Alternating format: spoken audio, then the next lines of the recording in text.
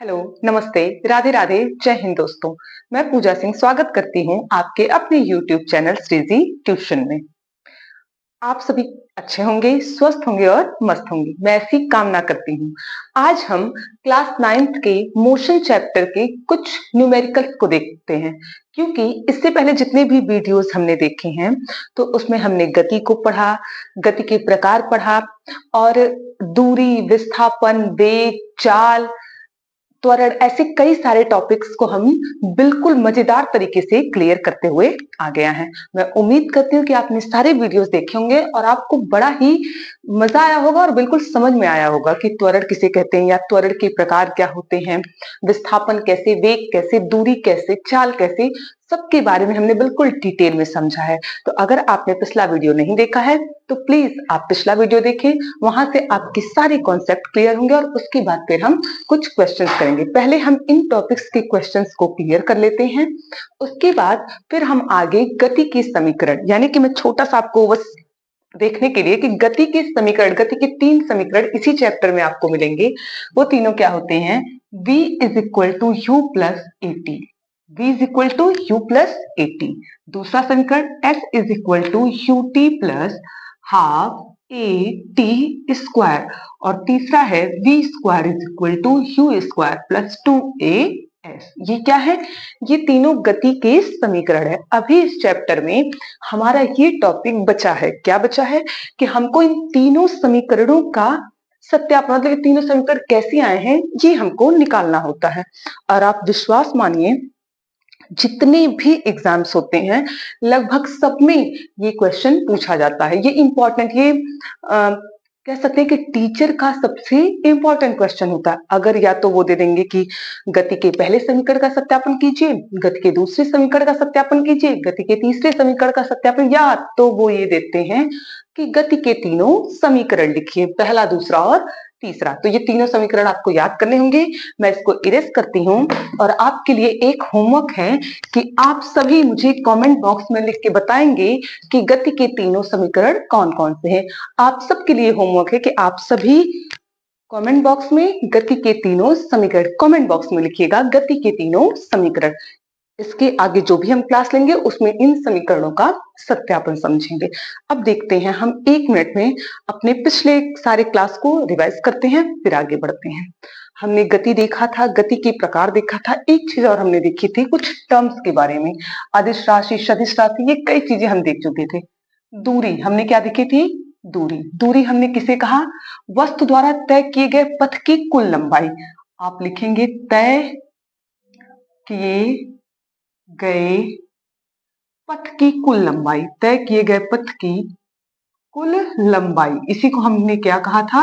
दूरी, तय किए गए पथ की कुल लंबाई। फिर हमने देखा था विस्थापन, विस्थापन हमने किसे कहा? विस्थापन हमने कहा अंतिम स्थिति माइनस प्रारंभिक स्थिति, अंतिम स्थिति माइनस प्रारंभिक स्थिति। यहां से हमने सूत्र अपना बनाया था, प्रारंभिक स्थिति। सबसे छोटी दूरी को हमने क्या कहा था? विस्थापन। सबसे बड़ी दूरी को हमने क्या कहा था? दूरी। यानी सबसे बड़ी लंबाई को पथ की दूरी और सबसे कम लंबाई को हमने कहा था विस्थापन। इसके बाद हमने एक चीज देखा था, वो थी हमारी चाल। चाल हमने क्या कहा था? कितने समय में कितनी दूरी, यानी दूरी बटे समय, चाल बराबर दूरी बटे समय। और इसी को हमने निकाला था। और अगला हमने एक सूत्र और निकाला था, वेग बराबर, वेग बराबर हमने लिखा था विस्थापन बटे समय, वेग बराबर विस्थापन बटे समय। ठीक। इसके बाद हमने एक चीज और देखा था पिछले वीडियो में, त्वरण, त्वरण के प्रकार, कई सारी चीजें इसमें देखी थी। हम त्वरण लिखे थे। त्वरण हमने क्या लिखा था? वेग परिवर्तन की दर, वेग परिवर्तन बटे समय, वेग परिवर्तन बटे समय। इसी को हमने लिखा था अंतिम वेग माइनस प्रारंभिक वेग बटे समय, अंतिम वेग माइनस प्रारंभिक वेग बटे समय। अंतिम वेग माइनस प्रारंभिक वेग बटे समय। तो ये सारे कुछ टर्म्स थे, हम इन्हीं पर आज कुछ क्वेश्चन कर लेते हैं, क्योंकि आपको जब भी एग्जाम में देता है तो दूरी की परिभाषा बताइए और नीचे 1-2 नंबर में एक सवाल देता है कि ऐसे दूरी कैसे निकालेंगे, विस्थापन। और जब तक हम उस पर क्वेश्चन नहीं करते हैं तब तक हमारा कॉन्सेप्ट बिल्कुल अच्छे से क्लियर हो तो जाता है, पर हमें ज्यादा अच्छे से समझ में आता है जब हम उस पर क्वेश्चन कर लेते हैं। तो इन सारी दूरी, विस्थापन, चाल, वेग, त्वरण, इन सब का प्रयोग करके हम कुछ न्यूमेरिकल्स देखते हैं। अच्छा, बहुत बच्चों को कंफ्यूजन रहती है न्यूमेरिकल्स किसे कहते हैं। तो देखिए, विज्ञान में जो चीज आप ऐसे हिंदी हिंदी में लिखते हैं, यानी दूरी की परिभाषा, वेग की परिभाषा, त्वरण की परिभाषा या फिर मात्रक, ये सब चीजें आपकी थियरी कही जाती हैं, जिनको पढ़ते हैं हम। और जिनको सवाल लगाते हैं, यानी साइंस में भी सवाल होते हैं, उनको कहते हैं न्यूमेरिकल्स। एक बात और ध्यान रखिएगा, साइंस के क्वेश्चंस इजी होते हैं एज कंपेयर टू मैथ्स, क्योंकि साइंस मैथ वाले बच्चे भी पढ़ते हैं और वो बच्चे भी पढ़ते हैं जो होम साइंस लिए होते हैं। ऑब्वियस है कि वो होम साइंस इसीलिए लिए हैं क्योंकि उनको मैथ नहीं आती। अगर उनको मैथ आती तो वो होम साइंस क्यों लेते। तो ये ध्यान रखते हुए इसके क्वेश्चंस इजी दिए जाते हैं। साइंस के क्वेश्चन सॉल्व करने का सबसे बढ़िया तरीका आपको मैं बताती हूँ, वो ये है कि पहले आप ये देख लीजिए क्या क्या दिया है। सबसे पहले आप लिखा करिए गिवन दैट, सवाल में क्या क्या दिया है वो लिखिए, फिर क्या निकालना है वो लिखिए। क्या दिया है वो लिखा आपने, क्या निकालना है वो लिखा। अब आप अपने दिमाग को थोड़ा सा दौड़ाइए और ये सोचिए कि जो दिया है और जो निकालना है उनमें कौन सा सूत्र संबंध बता रहा है कि ये दिया है, ये निकालना है, कौन सा सूत्र लगा देंगे तो हमको ये चीज मिल जाएगी। सूत्र पे रखकर प्लस माइनस गुणा भाग करना तो सबको आता है, उतने तेज तो आप लोग हैं ही, इसलिए आपका क्वेश्चन सॉल्व हो जाता है। तो चलिए एक क्वेश्चन देखते हैं।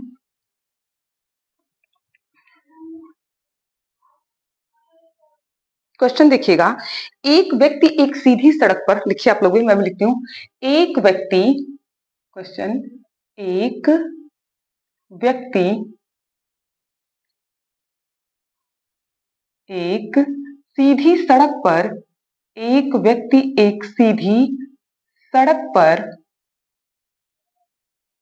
एक व्यक्ति एक सीधी सड़क पर ए से बी तक, ए से बी तक 300 मीटर, ए से बी तक 300 मीटर जाता है, ए से बी तक 300 मीटर जाता है, पुनः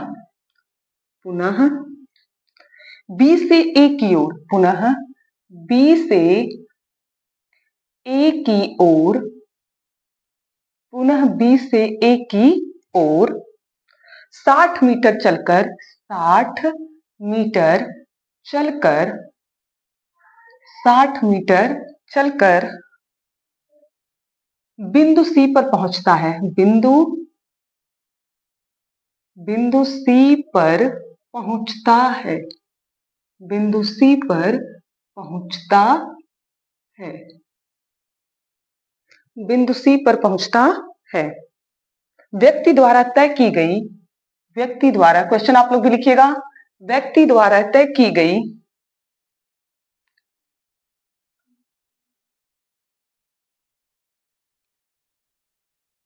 व्यक्ति द्वारा तय की गई कुल दूरी तथा उसका विस्थापन ज्ञात कीजिए। तय की गई कुल दूरी तथा उसका विस्थापन ज्ञात कीजिए, तथा उसका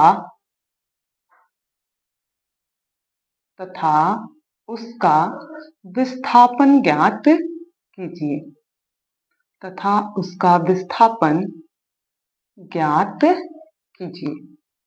देखिए, ये हमारा है क्वेश्चन। क्वेश्चन क्या है, आप फिर से एक बार पढ़िएगा कि एक व्यक्ति एक सीधी सड़क पर ए से बी तक, सीधी सड़क है, सबसे पहले क्या ध्यान देना हमें, सीधी सड़क, इसके एक एक टर्म्स को ध्यान देना होता है। सड़क कैसी है, सीधी सड़क। एक व्यक्ति एक सीधी सड़क पर ए से बी तक 300 मीटर जाता है, पुनः बी से ए की ओर 60 मीटर चलकर बिंदु सी पर पहुंचता है। पुनः पे भी अंडरलाइन करिए, व्यक्ति द्वारा तय की गई कुल दूरी तथा उसका विस्थापन ज्ञात कीजिए। ठीक, अब हम करने जाते हैं अपना हल यानी कि सॉल्यूशन। क्या है हमारा सॉल्यूशन, देखिए क्वेश्चन कह रहा है कि कोई एक व्यक्ति है, बिंदु ए से चलना प्रारंभ करता है। ए से बी तक, ए से बी तक कितने मीटर वो जाता है, तो ये दूरी उसने बताई 300 मीटर। पूरी दूरी कितनी उसकी है, 300 मीटर की दूरी वो जाता है। ठीक, पुनः बी से ए, फिर वो बी से इधर से चलना प्रारंभ करता है, यानी कि आप अपने किसी मित्र के घर गए और फिर वहां से वापस आए। अब वापस उधर से बी से आएगा वो, बी से ए की ओर 60 मीटर, बी से ए की ओर यहीं तक आता है, बस कितना आता है 60 मीटर। ये दूरी कितनी हमने कह दी 60 मीटर, ये वाली दूरी वो 60 मीटर वापस आता है। यहाँ पे बिंदु सी बना दिया, सी पर पहुंचता है। व्यक्ति द्वारा तय की गई कुल दूरी निकालना है, तो आप सिंपल लिखेंगे, आपको पता है कुल दूरी या दूरी, कुल दूरी बराबर, कुल दूरी आप किसे कहते हैं, व्यक्ति द्वारा तय किए गए पथ की कुल लंबाई। तो आप लिखेंगे व्यक्ति द्वारा तय किए गए, व्यक्ति द्वारा तय किए गए पथ की कुल लंबाई, पथ की कुल लंबाई, कुल लंबाई कितनी होगी, तो देखिएगा आप लिखेंगे ए से बी, कहां से कहां, ए से बी प्लस बी से सी, ए से बी प्लस बी से सी की दूरी, वो टोटल दूरी निकालनी है आपको, ए से बी प्लस बी से सी की लंबाई। तो ए से बी आप कितना गए 300 मीटर, प्लस बी से सी आप कितना आए 60 मीटर, 60 मीटर बराबर आपका हो गया 360 मीटर। कितनी दूरी आपने तय की, तो 360 मीटर, कुल दूरी बराबर 360 मीटर। ये रहा आपका आंसर। ये क्या निकला है, ये तो एक निकला है, अभी कुल दूरी क्या बाकी है, कुल विस्थापन, क्या बाकी है, कुल विस्थापन। तो आप लिखेंगे विस्थापन, विस्थापन, विस्थापन के लिए आप क्या पढ़े हैं, अंतिम स्थिति माइनस प्रारंभिक स्थिति। क्या पढ़े हैं आप, अंतिम स्थिति माइनस प्रारंभिक स्थिति, अंतिम स्थिति माइनस प्रारंभिक स्थिति। तो ध्यान दीजिएगा, पहले ये व्यक्ति ए से बी गया, फिर कहां गया बी से सी, अब इसकी अंतिम स्थिति क्या है, बिंदु सी, और प्रारंभिक स्थिति बिंदु ए। ये पूरी दूरी 300 थी, लेकिन अब ये जो बी से सी आया है ये वापस 60 मीटर कम हो जाएगी। तो अंतिम स्थिति माइनस प्रारंभिक स्थिति, आप लिखेंगे स्थिति सी माइनस स्थिति ए, स्थिति सी माइनस स्थिति ए। तो आप लिखेंगे ए से बी तक की जो दूरी है 300 और माइनस ये यहां से यहां तक की आप घटा देंगे, तो आपको अगर निकालना होगा ए से सी की दूरी, ए से सी की दूरी, रुकिएगा, बिंदु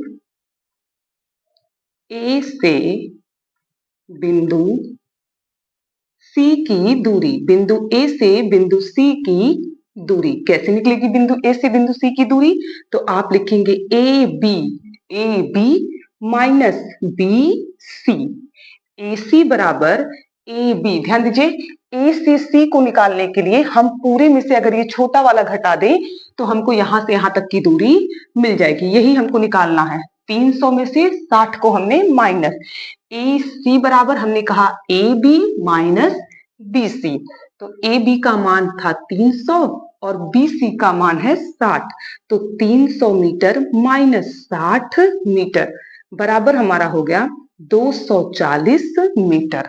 तो अगर आपसे कहे कि विस्थापन कितना है, तो आप लिखेंगे ए सी बराबर 240 मीटर।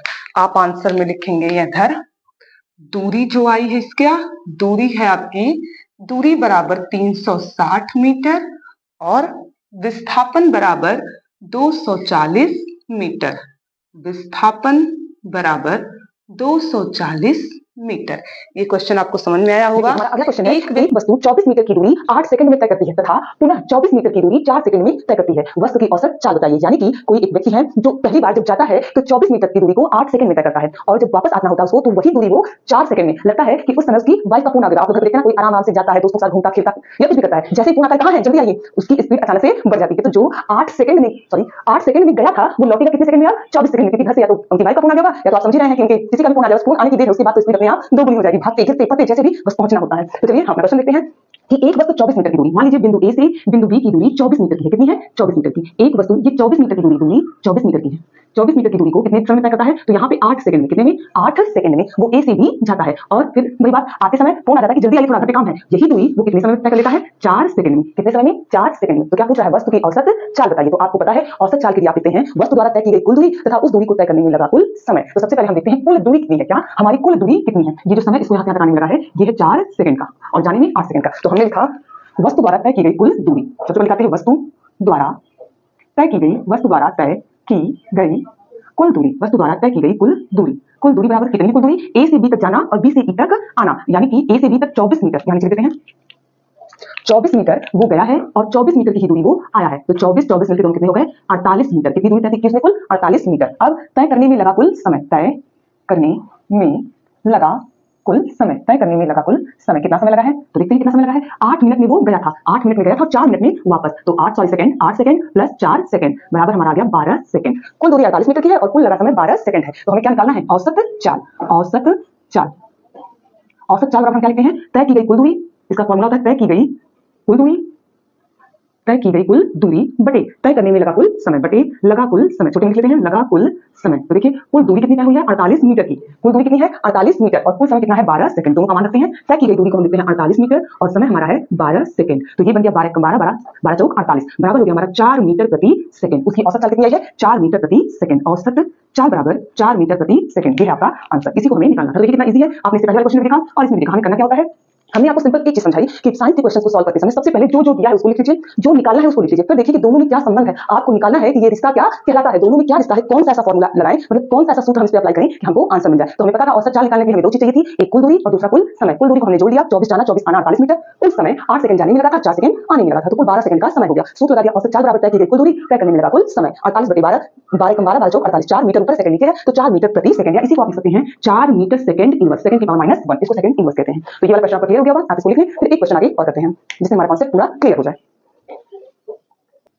देखिए हमारा अगला क्वेश्चन है, सोहन एक 120 मीटर लंबे मैदान में दौड़ता है। वह एक सिरे से दूसरे सिरे तक सरल रेखीय पथ पर जाता है तथा वापस आता है। इस दौरान वह कुल 240 मीटर की दूरी 1 मिनट, यहाँ एक काम आसान कर दिया कि कुल कितनी दूरी, तो 240 मीटर की, खुद से उसने बता दिया। 240 मीटर की दूरी 1 मिनट में तय कर लेता है। कितने मिनट में? 1 मिनट में। मोहन की औसत चाल क्या बताना है? औसत चाल, इतना ही नहीं और औसत वेग बताइए। देखिए ये एक ऐसा प्रश्न हमको मिला है जिससे हमारे दो चीज एक साथ क्लियर हो जाएगी, एक तो औसत चाल और दूसरा औसत वेग, और दोनों में डिफरेंस भी हमें आसानी से समझ में आने वाला। तो ये एक अच्छा क्वेश्चन है, इसको हम देखते हैं क्या है। सोहन एक 120 मीटर लंबे मैदान में, मैदान की लंबाई कितनी है? मान लीजिए कोई मैदान है चारों ओर से, वो जो बीचों बीच दौड़ता है ए से बी तक, उसकी दूरी है 120 मीटर। कितनी? 120 मीटर। ठीक, अब आप ध्यान दीजिएगा, ये कोई एक धावक होंगे जो दौड़ते होंगे 120 मीटर 1 मिनट में, 120 मीटर 1 मिनट में, अच्छे धावक हैं। आप लोग अधिकतर लोगों को देखते हैं बहुत छोटे, अरे हम तो बहुत छोटे छोटे बच्चों को देखते हैं 3000 मीटर की दौड़, 500 मीटर, 1000 मीटर, 1500 मीटर, 3000 मीटर, इतनी छोटी छोटी बच्चियां दौड़ जाती हैं। और हम लोग को 100-200 मीटर भी दौड़ना पड़े तो हमारी सांस फूलने लगती, लगता है कि कलेजा मुंह को आ गया। ये अच्छे धावक हैं महाशय जो भी हैं, ये ए से बी तक 120 मीटर कितनी देर में जा रहे हैं? 1 मिनट में, और फिर वापस भी आ जा रहे हैं, आना जाना दोनों मिला के 240 मीटर की दूरी ये कितने समय में तय कर ले रहे हैं? 1 मिनट में। बहुत अच्छे धावक हैं भाई। मोहन की औसत चाल और औसत वेग निकालते हैं। तो देखिए औसत चाल के लिए आपको सबसे पहले निकालना होगा कुल दूरी। इतना आपको याद रखना होगा कि औसत चाल कहता है कि कुल दूरी बटे कुल समय। तो हम सबसे पहले लिखते हैं तय की गई कुल दूरी। सोहन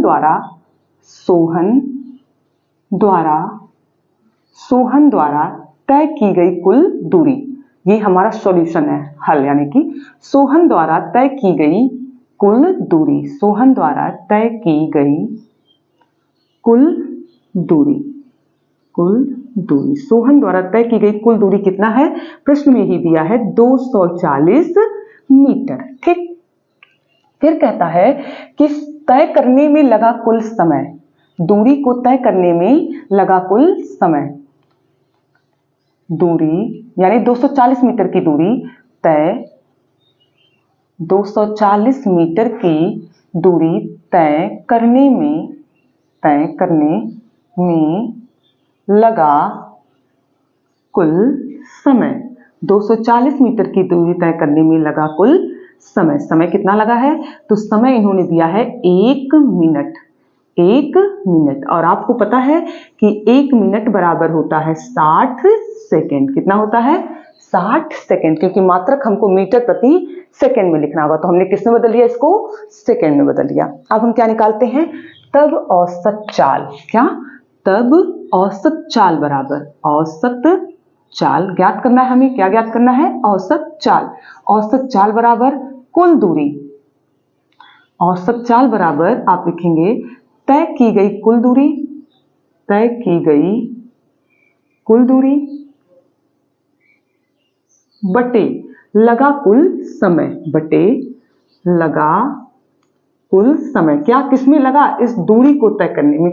आपको हम पहले बता चुके कि हम लिखने में थोड़े से कंजूस हैं।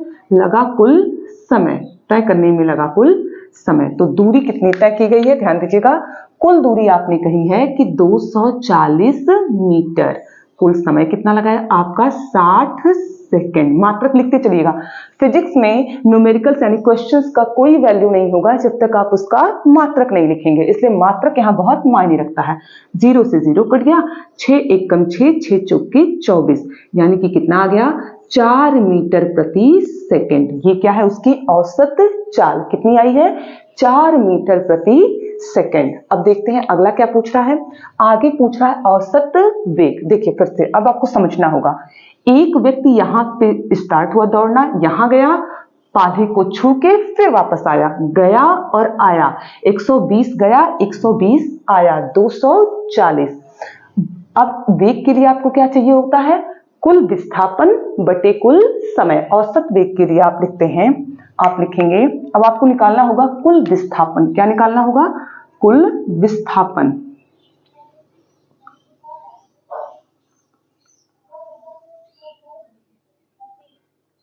तय कुल विस्थापन। कुल विस्थापन कितना तय हुआ है? तो आप लिखेंगे अंतिम स्थिति माइनस प्रारंभिक स्थिति। अंतिम स्थिति माइनस प्रारंभिक स्थिति। अंतिम स्थिति माइनस प्रारंभिक स्थिति। देखिए ए से चलना प्रारंभ किया था, बी पे गया और फिर कहां आ गया? ए पे। तो जहां से चला था वहीं पहुंच गया। तो इस स्थिति में हमने बहुत अच्छे से सीखा है कि विस्थापन कितना होगा? शून्य होगा। विस्थापन कितना होगा? शून्य। आप लिखेंगे, आप यहां पे लिखेंगे सोहन, इधर लिखिएगा ब्रैकेट में, सोहन ए से चलकर पुनः बिंदु ए पर पहुंच जाता है। पुनः बिंदु ए पर पहुंच जाता है, पहुंच जाता है। अतः आप लिखेंगे अतः कुल विस्थापन 0। कितना? अतः कुल विस्थापन शून्य। ए माइनस ए करेंगे, शून्य मिलेगा। अतः कुल विस्थापन बराबर शून्य। ठीक, लगा कुल समय। अब लिखेंगे आप लगा कुल समय। लगा कुल समय बराबर समय कितना लगा है? तो समय आपको दिया गया है 1 मिनट। इसी को आपने कहा 1 मिनट बराबर 60 सेकेंड। 1 मिनट बराबर 60 सेकेंड। तो आप सूत्र लगा देंगे, फिर अपना सूत्र वही प्यारा वाला, औसत वेग। औसत वेग का सूत्र क्या कहता है? औसत वेग का सूत्र कहता है तय किया गया कुल विस्थापन, तय किया गया कुल विस्थापन तय किया गया, कुल विस्थापन बटे तय किया गया कुल विस्थापन बटे तय करने में लगा कुल समय, तय करने में लगा कुल समय, तय करने में लगा कुल समय। ठीक, विस्थापन कितना तय हुआ है, अब इधर हम देखते हैं। विस्थापन हमारा कुल 0 तय हुआ है, कितना 0 मीटर, मीटर में क्या है 0 है, और नीचे कितना होगा आपका 60 सेकेंड, कितने मिनट में 60, तो हमारा औसत वेग कितना आया 0 मीटर प्रति सेकेंड, 0 में भाग देंगे 0 मीटर प्रति सेकेंड। औसत चाल कितनी आई 4 मीटर प्रति सेकेंड, औसत वेग 0 मीटर प्रति सेकेंड। आप लिखेंगे औसत चाल बराबर कितना है 4 मीटर प्रति सेकेंड, तथा औसत वेग बराबर 0 मीटर प्रति सेकेंड। इस क्वेश्चन को मैंने एक मजेदार क्वेश्चन कहा था। वो क्यों कहा था, क्योंकि ये एक इकलौता सवाल आपकी दूरी, विस्थापन, वेग, औसत वेग और औसत चाल, ये 4 कॉन्सेप्ट को अकेले क्लियर करता है। आपको दूरी भी समझ में आ गई इस सवाल से, आपको विस्थापन भी समझ में आया इसी सवाल से, औसत चाल भी समझ में आया, औसत वेग भी समझ में आया। तो मैं उम्मीद करती हूँ कि हमने जितने भी क्वेश्चंस किए हैं इससे आपका दूरी, विस्थापन, चाल, वेग, औसत चाल और औसत वेग इतना क्लियर हुआ होगा। तो आप इसका स्क्रीनशॉट लीजिए और सवाल को समझिएगा, 2-4 बार प्रैक्टिस कीजिएगा, आपको सवाल अच्छे से समझ में आने वाला है। और अगर एक बार में समझ में ना आए तो वीडियो को दोबारा देखिएगा। मैं उम्मीद करूंगी कि 2 बार में तो आपका कॉन्सेप्ट क्लियर ही हो जाएगा। और हाँ, हमने जैसे कि अभी स्टार्ट में आपसे कहा कि आप गति के तीनों समीकरण, यानी कि v is equal to u plus at, s is equal to ut plus half at square, v square is equal to u square plus 2as, इन तीनों समीकरणों को आप कमेंट बॉक्स में लिखेंगे। फिर अगले की क्लासेस में, जितने भी हमारे आगे की क्लासेस होंगे उनमें हम इन समीकरणों का सत्यापन करेंगे और भी क्वेश्चंस जो हमारी बुक्स में होंगे उन क्वेश्चंस को हम सॉल्व करेंगे। तो आपको वीडियो कैसी लगी कमेंट बॉक्स में जरूर बताइएगा, और हाँ, होमवर्क जरूर कमेंट बॉक्स में होमवर्क जरूर करिएगा, और वीडियोस को अपने दोस्तों तक शेयर जरूर करिएगा। आगे आपको क्लास अच्छी लगे तो लाइक करिएगा। Thank you.